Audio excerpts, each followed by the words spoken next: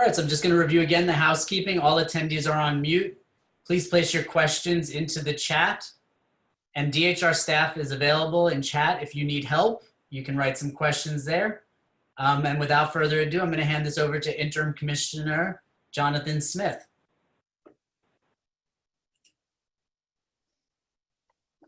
Thank you, Ron. It's a pleasure to be with all of you this afternoon on this last day of Pride Month. I know that this month has been very different than prior Prides given the pandemic and the inability to have in-person events the way that we would have wanted to. But despite those challenges, you know, there's a lot to be excited about and to celebrate this month. You know, principally the really exciting and landmark decision from the US Supreme Court last week that made clear under federal anti-discrimination law that discrimination based on sexual orientation and gender identity or expression are prohibited and inconsistent with federal civil rights law. That decision, of course, only reaffirms what we have long known in New York State, that treating people differently simply because of who they are or who they love is inconsistent with basic principles of fairness and justice and equality, although it's really great to have that recognized by the US Supreme Court in a decision that I'm sure will go down in history as a really important decision for equality and just fairness under the law writ large in our country. Obviously, this month has also been a time of reckoning when it comes to issues of racial justice and equality in the context of law enforcement and more generally. And for that reason, I'm also really thrilled that just this past weekend, the governor reconfirmed his commitment to repealing walking while trans, which is a statute that only epitomizes the way in which law enforcement can use its tools to discriminate against communities of color, LGBTQ communities, and we are hopeful that, as the governor said, that that will also be taken up by the state legislature as well. I'm just really excited that you are able to join this conversation this afternoon. I hope you will enjoy the presentation by Ron and by the other members of the DHR team. At DHR, we remain committed to protecting all New Yorkers from discrimination or harassment based on all protected classes, but obviously relevant to this conversation based on sexual orientation or gender identity or gender expression or identity. And we know that this year is also really exciting for us at DHR because we are celebrating the 75th anniversary of this law and the fact that this agency has been there to protect the rights of New Yorkers. I know later on in the presentation, my colleagues will discuss additional resources and tools that we are putting out to remind New Yorkers of their rights and to provide other resources and support. But again, I just wanted to join you this afternoon to join all of you in celebrating Pride Month, but also recognizing that for all of the victories and celebrations of this month, there's still much more work to be done. And we hope that you will continue to view DHR as a partner and an ally in all of those efforts. And so I hope you enjoy the presentation. And with that, I'll turn it back over to Ron. Thank you, Commissioner Smith. We appreciate you joining us, and we are excited for this Pride Month as well. DHR has done a lot of work for the LGBTQ community, and we really are excited to start talking about some of those things. As you know, last year was the 50th anniversary of Stonewall. This year is the 50th anniversary of the first Pride March in New York City. Over 50 years ago, Marsha P. Johnson, Sylvia Rivera, and many other brave souls put their lives on the line for our freedom and our dignity. As many of you may or may not know, these same people showed up for the first Pride March and were discouraged from leading the march. So That's to highlight that our own community has disparities, and we need to look at ways on how to lift all of our community up, looking at those that are marginalized and those within our community that are often not at the table. So it's an important reminder that we continue to speak of these things. What we'll cover today is some recent changes in rights at the federal and state levels. We'll also talk about the human rights law and the laws that law's protections for LGBTQ New Yorkers specifically.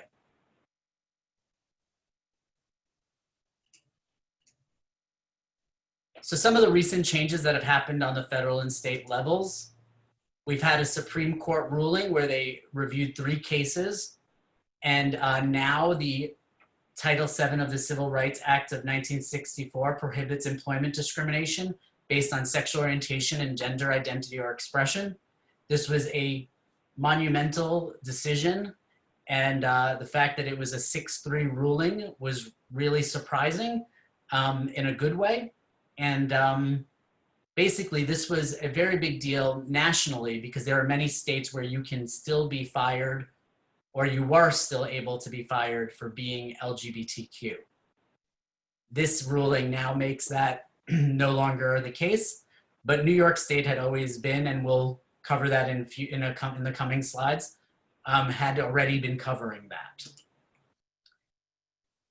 Also on the federal landscape, there has been an administrative regulation change on healthcare and health insurance protections for a transgender community.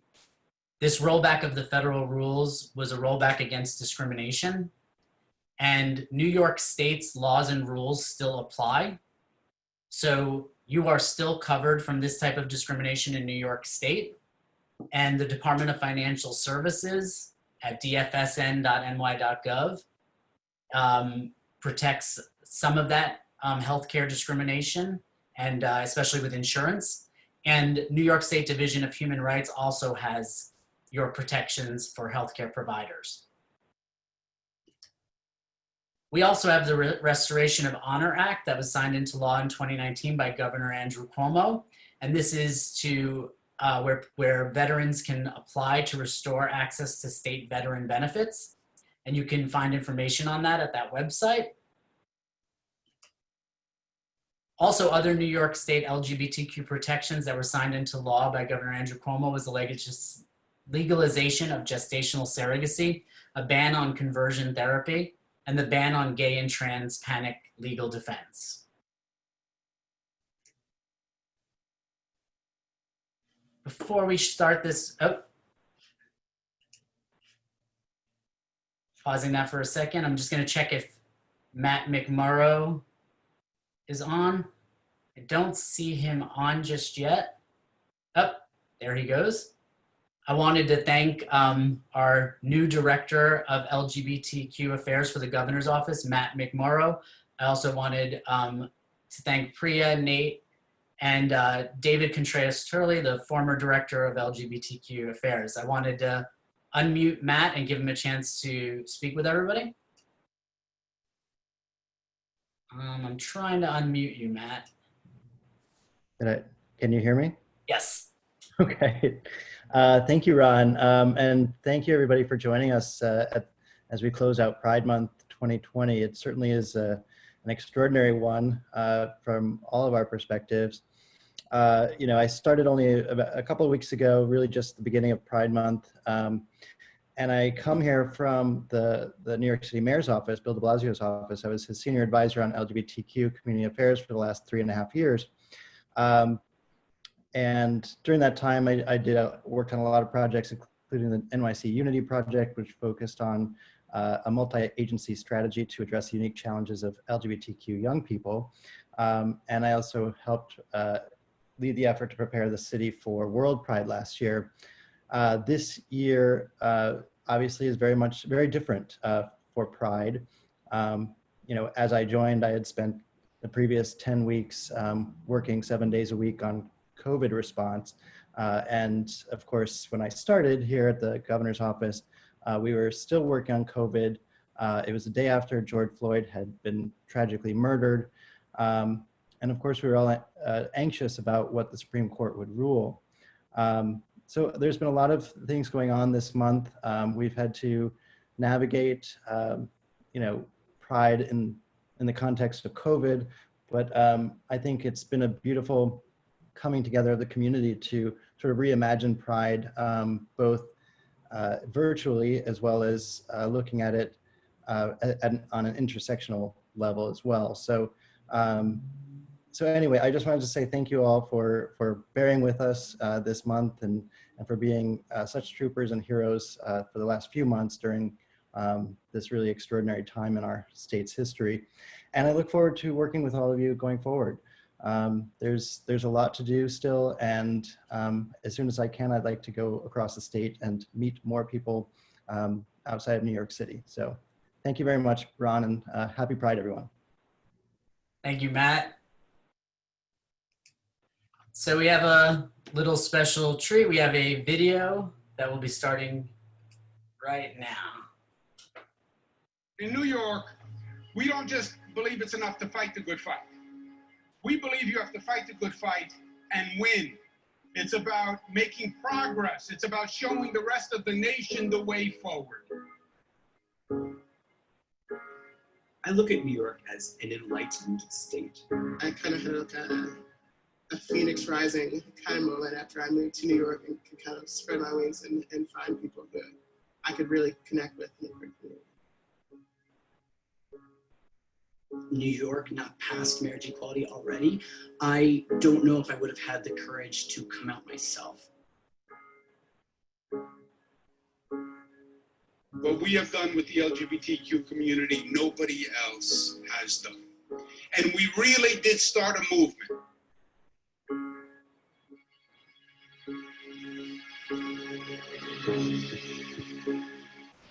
Gender is about equality. It's about affirming that I matter. I matter. I matter. I matter. I matter. We're finally being validated and recognized and acknowledged.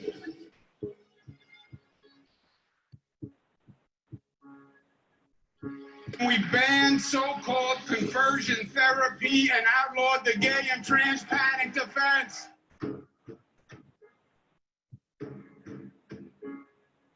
No one should have to forfeit the joy of raising a child. Not in an era when modern medicine is performing new miracles every day, and when we've reached a wide consensus that the only prerequisite to forming a family is love.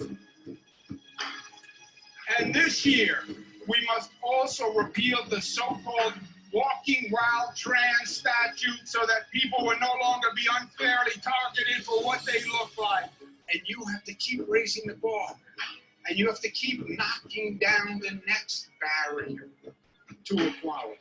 Knowing that I live in a state that affirms my identity, and not just my identity, the identity of my queer and TGNC community, feels prideful. It feels like liberation.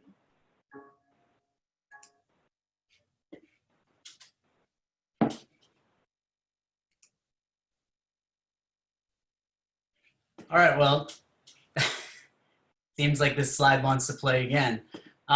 Thank you so much. Hope you enjoyed the video. The governor has shared that on social media. So please, if you'd like, feel free to check out the governor's social media on Facebook, Twitter, and share that as well. I'm gonna go now into the New York State Human Rights Law. Over the past year, we've had some updates to the human rights law. So I'm gonna go through and cover the general information about the New York State Human Rights Law, and then more specifically about some of the changes and how it pertains to LGBTQ individuals. So New York State's Human Rights Law, as Commissioner Smith said, marks its 75th anniversary of the law. It was the first state in the United States to have an anti-discrimination law. And based on the actual law, it says that the human rights law shall be deemed an exercise of the police power of the state for the protection of the public welfare, health, and peace of the people of this state, and in fulfillment of the provisions of the Constitution of this state concerning civil rights.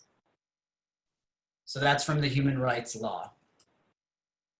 Within the human rights law, there's protected classes. That's the categories that are protected based on the human rights law. It's been expanded, but these are a list of all of the protected classes: sexual orientation, gender identity or expression. It includes race, color. You can see all the way down to disability. There's a whole nother slide of marital status, favorably resolved arrest records, youthful offender status, and sealed records. That's something that was added. And we have retaliation. Retaliation is not always a clear one for people to know, so I want to spend a second on it.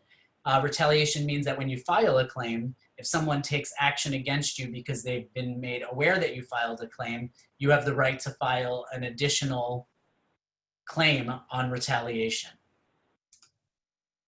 So some of the major areas of jurisdiction are employment, housing, and places of public accommodation.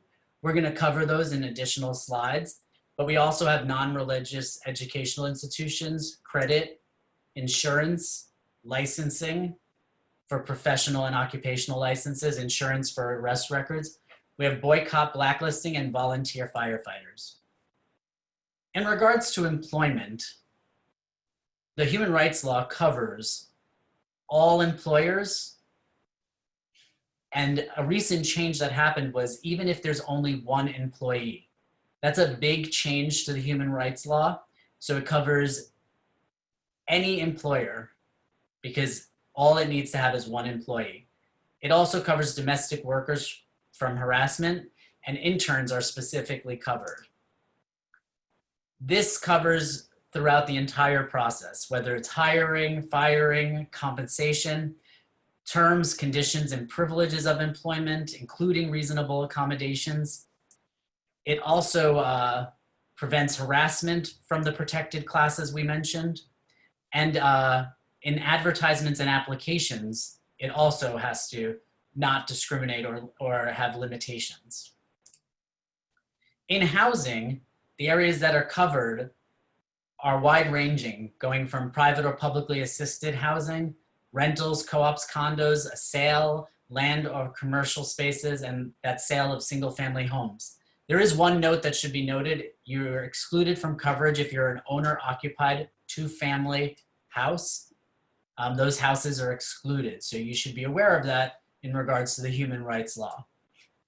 Now, this covers also a broad range of things, whether it's selling, renting, or leasing a house, terms, conditions, or privileges of housing, harassment because of the protected class as well, and then also advertisements, applications, or questions that would indicate discrimination or limitations.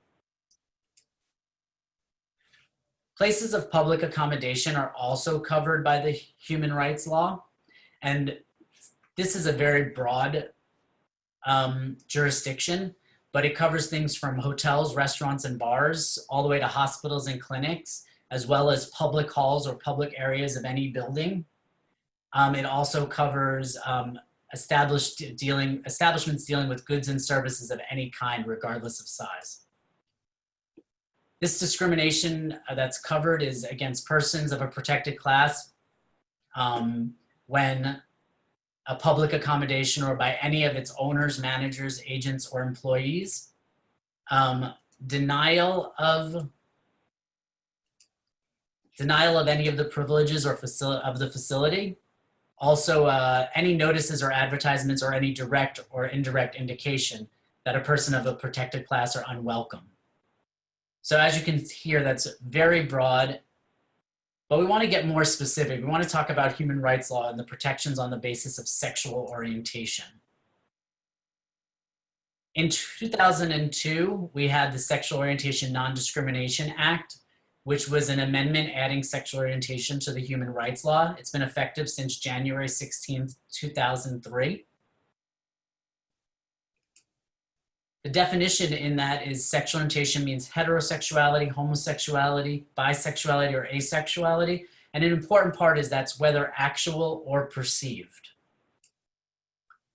Some orders that have happened based on DHR orders that have happened based on sexual orientation and discrimination was in the Correctional Services versus the Division of Human Rights. And in this order, a correction officer had a hostile work environment because of her sexual orientation and her sex, and was subsequently retaliated against, and that management failed to respond to her complaints. And so there was a $200,000 award in mental anguish damages to the complainant. Also, another order is sexual orientation discrimination. And this was the County of Onondaga versus Mayock. And in this, $25,000 in compensatory damages for mental anguish was confirmed in its entirety. And that was based on his sexual orientation when it was refused to transfer him to a supervisory position he had previously held. Another order on sexual orientation discrimination was in New York State Division of Human Rights versus Stenant. And in this, the division's petition was seeking enforcement of a commissioner's order finding housing discrimination based on sexual orientation. And the appellate division confirmed the award of $100,000 in damages for mental anguish and $10,000 in punitive damages to the tenant, as well as a fine of $25,000 payable to New York State as a civil penalty.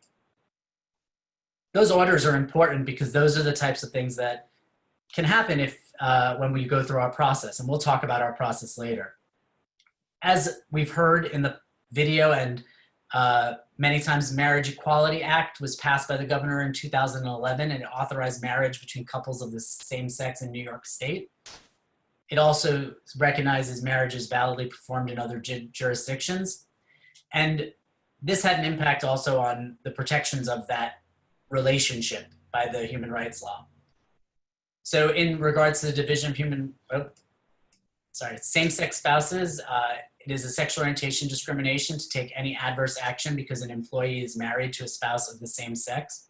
And these spousal benefits must be provided to the same-sex spouse in the same manner that they are provided to spouses who aren't of the same sex.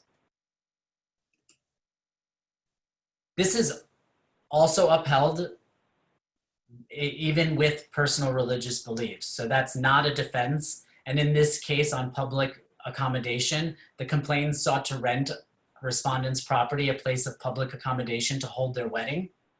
And the business said that because of their religion, they would not. And the ruling found that you could not hold back a place of public accommodation because of religious beliefs.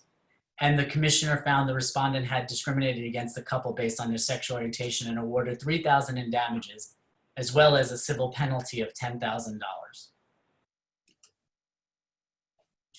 Human rights law also offers protections based on gender identity or expression. In January of 2019, the human rights law was amended to explicitly add gender identity or expression as an explicit covered category. And gender identity is also protected under the sex and disability provision of the human rights law. What is gender identity or expression? Gender identity or expression is defined in the new amendment as meaning a person's actual or perceived gender-related identity, appearance, behavior, expression, or other gender-related characteristic, regardless of the sex assigned to the person at birth, including but not limited to the status of being transgender. Unlawful discrimination on these grounds are wide varying. We have a lot of examples to go through, but questions about gender identity or expression, refusing to hire for a job, rent an apartment, allow equal access to credit or a public accommodation or a school, terminating employment or housing, denying the use of a restroom or other facilities, forcing a transgender person to use a single occupancy restroom because of someone else's concern, requiring individuals to show medical or other documents in order to use facilities, requiring grooming, uniform, or appearance standards based on sex stereotypes, providing benefits, leave, or reasonable accommodations that differ based on gender identity or expression, and refusing to use an individual's name or pronouns. Sometimes it's easier when you look at it from different examples. So we have a couple of examples here for you. I'm gonna maybe hop over a couple of them in the to save some time. But this one is a transgender woman, Anna Jones, has a medical appointment. She told the receptionist she uses the title Ms. and filled out her intake paperwork accordingly. When it is time for her to see the doctor, the nurse calls out for Mr. Jones. So that's refusing to use an individual's requested name, pronoun, or title. Another example is Daniel Smith is hired at XYZ Corporation. The name associated with his social security number is a name he no longer uses because it is inconsistent with his gender identity. His employer refuses to assign an email account or issue business cards with the name Daniel until he obtains a court-ordered name change. This is also refusing to use an individual's requested name, pronoun, or title. Another example is Jordan is a high school student who is non-binary. Jordan would feel safest using the single-sex bathroom assigned to girls. The school administration tells Jordan to use single occupancy restrooms only. Refusing to allow individuals to use facilities consistent with their self-identified gender is against the human rights law. Also, here's another example. Leah is a gender non-conforming woman. She works as a flight attendant at an airline that requires uniforms. The only available options are either pants, vest, and tie, or a dress and scarf. Leah requests to wear the option that includes pants, vest, and a tie. If that's denied, it's imposing that different appearance standards based on gender, and that's not allowed by the human rights law. This is another example of that. Also, here's an example. Jim is a transgender man and asks his employer for necessary medical leave for gender-affirming treatment. The employer denies the leave time, indicating a religious objection to facilitating Jim's transition by providing the leave and the health insurance coverage for the treatment. This is unequal terms, conditions, or benefits based on gender identity. It's not allowed by the human rights law. Jesse was born intersex, identifies as male, and uses he, him, his pronouns. When filling out paperwork for company-sponsored life insurance, Jesse indicated NA instead of checking either male or female, as this is factually true and consistent with his birth certificate. The human rights manager who reviewed the paperwork told other employees about this and began referring to Jesse as it when discussing him with other employees. Revealing a person's transgender or gender nonconforming or intersex status without their consent is against the human rights law. General harassment is also against the law. So Louisa is a transgender woman working in a factory whose coworkers sometimes make fun of her and call her names related to her transgender status. Louisa's supervisors are aware of this harassment but tell her there is nothing they can do about it. Another example is an individual rented an apartment and filled out the paperwork stating his name is Thomas. The landlord later learns that the sex assigned to Thomas at birth was female. The landlord threatens to evict Thomas and also harasses him to try to get him to leave. This is against the human rights law. So just like we had some orders regarding sexual orientation, here are some orders regarding gender identity. In this one, Fuller versus Advanced Discovery, the commissioner found the complainant had been discriminated against when her employer fired her after she presented legal documentation changing her name to align with her gender identity. Another order was in Valentine versus Thruway Authority, and the commissioner found that the employer was liable for sex and disability discrimination because it terminated complainant's employment based on gender dysphoria.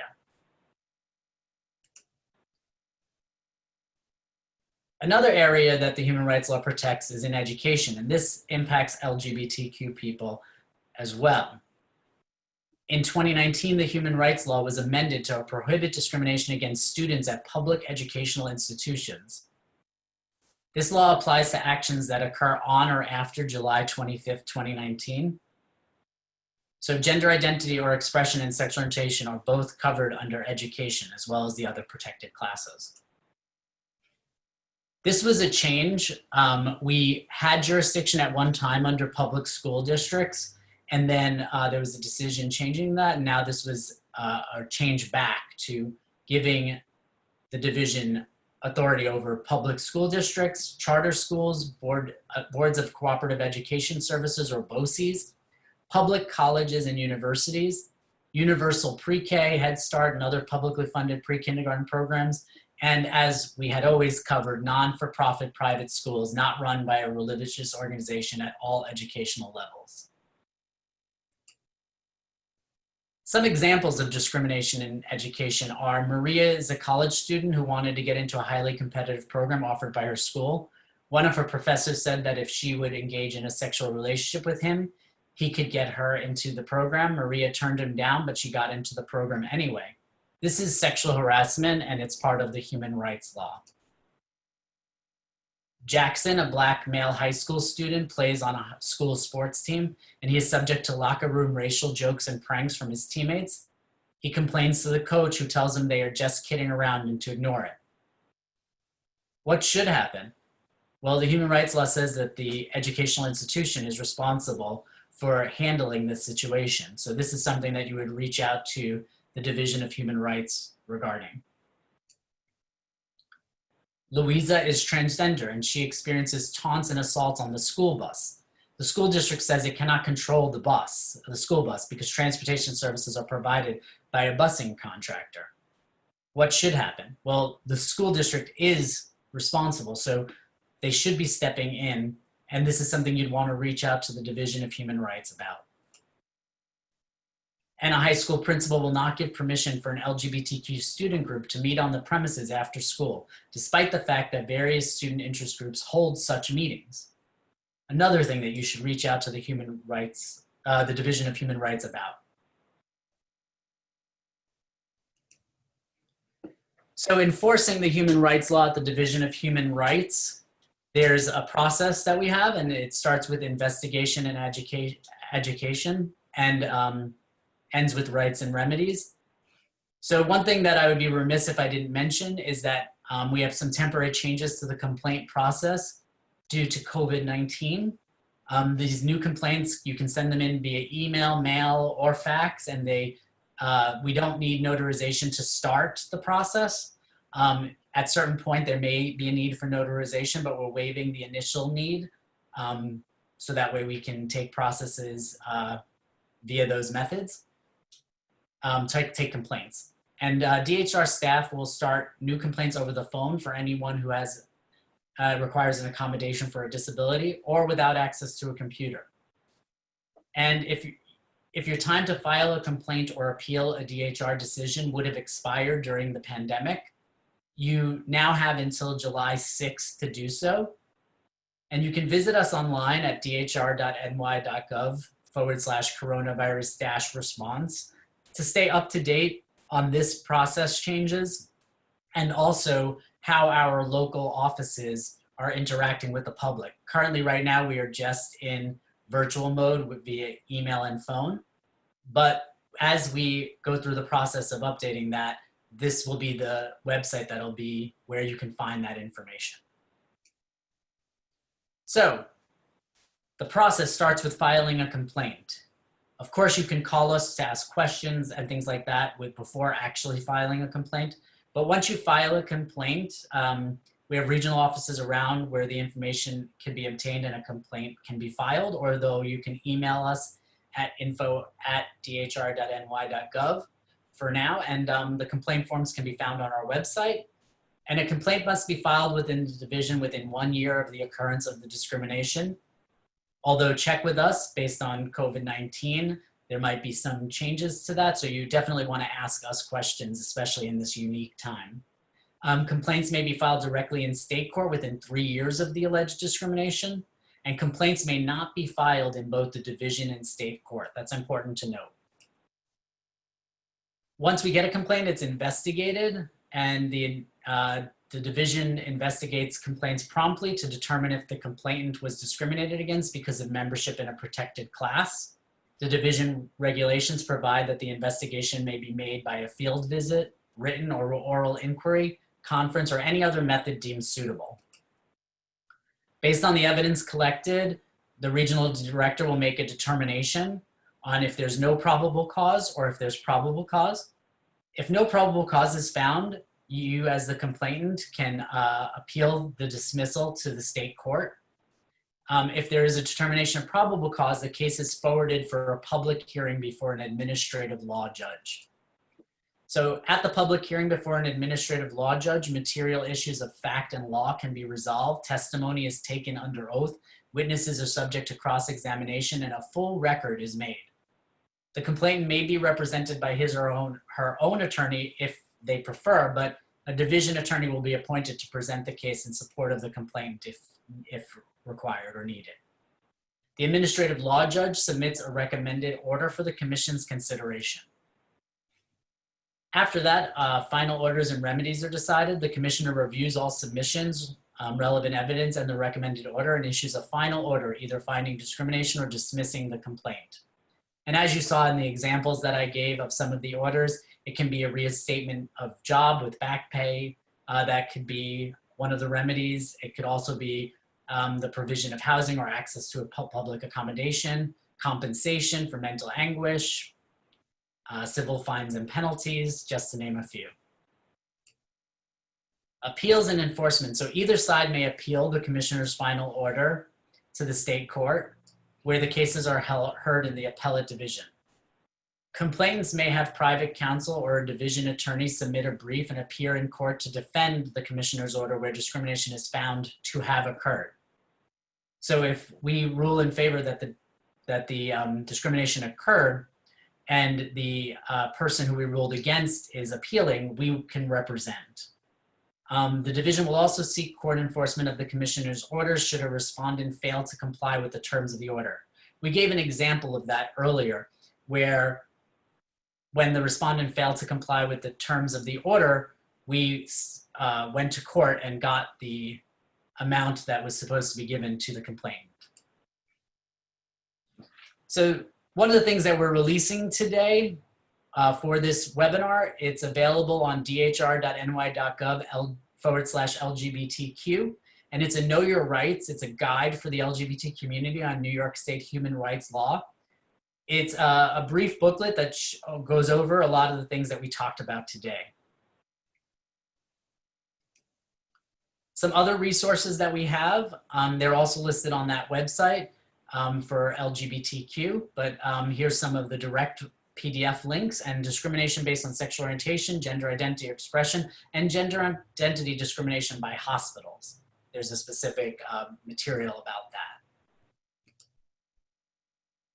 Also, in wrapping up, we just want to let everybody know that the 2020 census is here, and so it's really important that you visit ny.gov/census to learn how to respond to the 2020 census.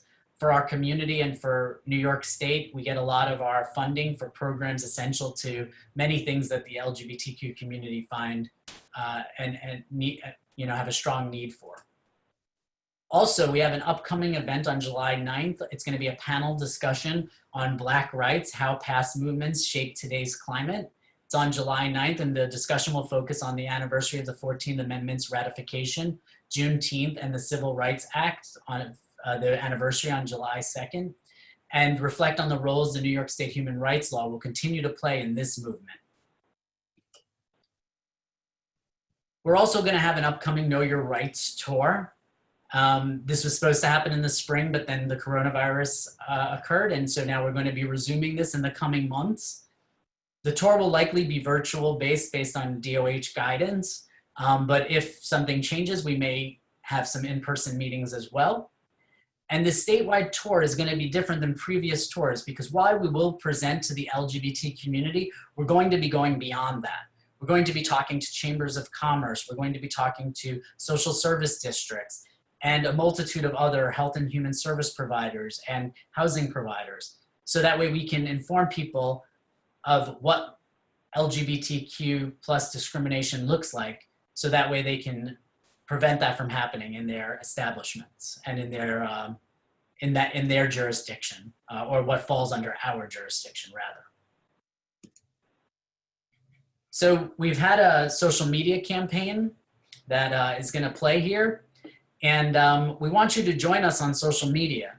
This month we've lifted up queer and trans people of color who have been leaders and activists in our community. As we said from the beginning, from Stonewall, many of these transgender women of color were leaders, and it is beyond time where we lift up all of our community and show our appreciation for the diversity that is within the LGBTQ community.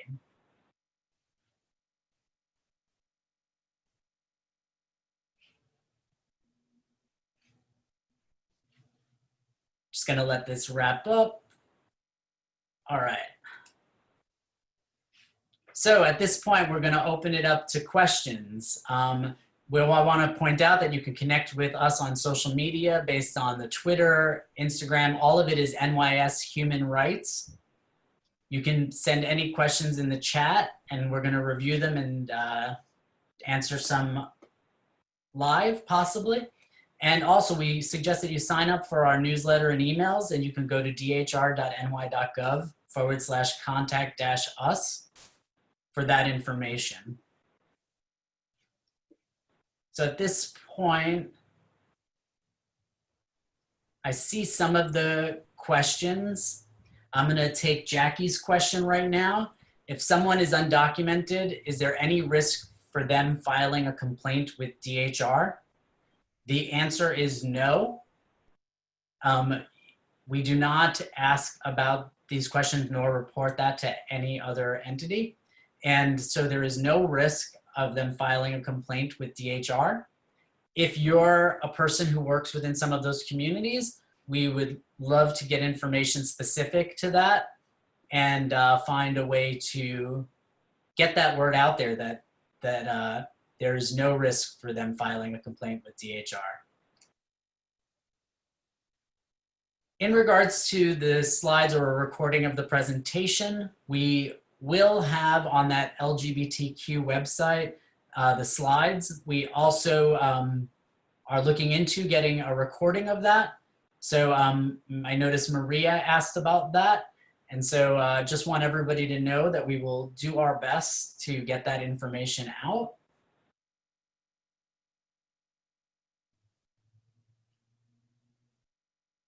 Someone asked if we could review all of the most recent changes. That's something that we can definitely follow up in a future email about. There's been quite a number of changes in the past year. I highlighted some of the more prevalent ones within this presentation, but we can definitely in a follow-up email send out a frequently asked questions, or possibly on the LGBTQ website, we will post some of that information, or where you can find it on the DHR website. So I have a question from Rachel, and in that question I see that are churches still exempt from these laws? So we did give an example of how a religious institution, if they're offering a public accommodation, or at least a business that has a person who's religious but offers a public accommodation, is still held to the law. And I guess if I gave more clarification on that, I would say that religious institutions definitely have a separation of church and state in this country. So as long as they are not acting within the public sphere, whether they're a business that serves the public, whether they're a public accommodation, or if they accept state funds, then to provide a certain service, that's where they would be covered under the human rights law. But in regards to religious institutions and more generally, they do not have to follow the human rights law in regards to strictly religious things. So my suggestion is, if you're involved in a situation like that, that's a situation where you want to contact the Division of Human Rights. And I would actually encourage most people, if you feel like you've faced discrimination, to reach out to the Division of Human Rights, because we have lots of people there to answer some of these unique questions and make sure that what you're looking at is or is not covered by the human rights law. So another thing that everyone should know about is that on our website, dhr.ny.gov, DHR has materials that are available in multiple languages. And Carl just asked, do you have a civil rights lawyer on payroll within the Human Rights Division? Currently, Interim Commissioner Smith is a civil rights lawyer, and I know that we have other lawyers that work within our division. So the answer to that would be yes. I'm just checking if there's any more questions.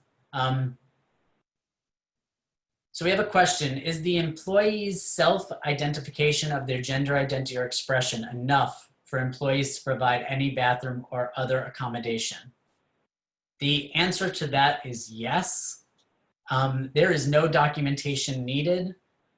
You should be able to self-identify, and that should be respected based on the law. I do see a question here that seems a bit nuanced, and I think I'd have to get back to you about it, but Bryson asked, a religious institution has a pantry that provides food and receives government dollars. Do they count?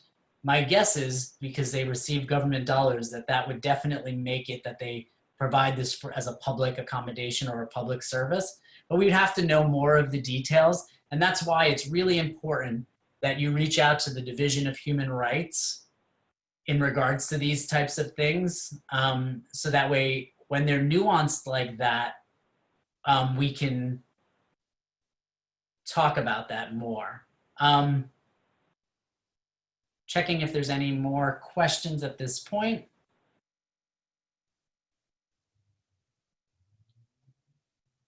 I know that some people are interested in the PDF for the handbook. That could be found at dhr.ny.gov/LGBTQ. We have another question. How are trans non-binary employees protected in the workplace with regard to bathroom accommodations? And the employees have to make accommodations for the restroom that would be selected by the non-binary employees. In order to, again, there's a lot of nuances. So if there's something that's occurring and you feel like you may be discriminated against, you should reach out to the Division of Human Rights and talk to us so that way we can work through the details and let you know if there's a chance that you may have been discriminated against and whether you should file a complaint. We can, offer guidance in regards to those discussions. I also see that Lauren raised that there was a question at the beginning regarding terminology, same sex rather than same gender, and how that may change protections. I'm gonna have to get back to you on that, Lauren, unless one of my colleagues would have an answer on that. So I would have to get back to you, Lauren. Also, Carl put in a question. It's regard to counties. So different counties and different regional places have their own human rights law. And so everybody, based on your locality, should try to become familiar with it. But the New York State Division of Human Rights law is a statewide protection. And so whether your county has more expansive or less protections based on their human rights law, you are always covered by the New York State law. And so you should definitely check us out and find out how you're protected by the state law as well as your local. So I also have been told by a colleague that it would not change anything under our law, sex versus gender. Sex is simply what the law says. So it doesn't change anything though. Someone named Carl asked, for cases, do we need to see a pattern of discrimination before filing a case? I'm not a lawyer, so I wouldn't offer legal advice. But what I will say is that at any point in the discrimination, in the process of you feeling discriminated, you should reach out to us. We can answer questions to a particular situation.